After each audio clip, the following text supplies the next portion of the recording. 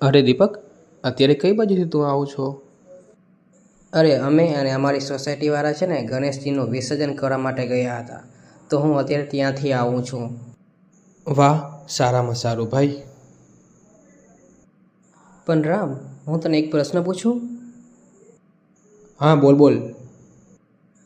ગણેશજીને કેમ 10 દિવસ સુધી બેસાડવામાં આવે છે? મહર્ષિ વેદવ્યાસે ગણપતિજીને મહાભારત લખવાનું કહ્યું હતું. 10 દિવસ સુધી ગણપતિજીએ એક જ આસન પર બેસીને આખું મહાભારત લખ્યું હતું, જેના લીધે એમનું શરીર ગરમ થઈ ગયું હતું અને ધૂળ માટી પણ ચડી ગઈ હતી. 10 દિવસ પછી ગણેશજીએ સરસ્વતી નદીમાં સ્નાન કરીને એના શરીરની ધૂળ માટી સાફ કરી હતી. એટલા માટે 10 દિવસ ગણપતિની સ્થાપના કરવામાં આવે છે અને 10મા દિવસે જળમાં પ્રવાહિત કરવામાં આવે છે, એટલે કે તેનું વિસર્જન કરવામાં આવે છે. હવે તને સમજાણું? હા, હવે તો મને બરાબર સમજાઈ ગયું.